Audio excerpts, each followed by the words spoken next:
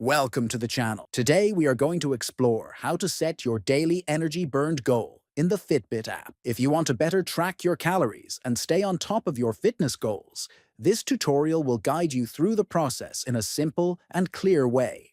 First, open the Fitbit app on your phone. Next, tap on your profile photo located at the top right.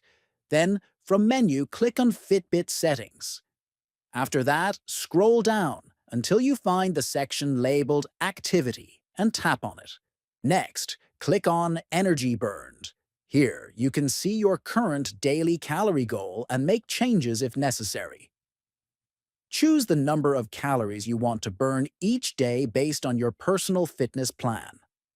Once you have selected your desired goal, click on Set Goal to save the changes.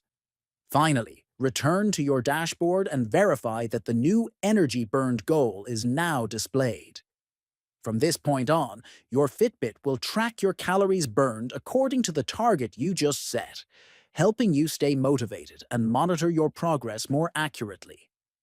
If you found this guide helpful, make sure to subscribe to the channel, like the video, and share it with friends.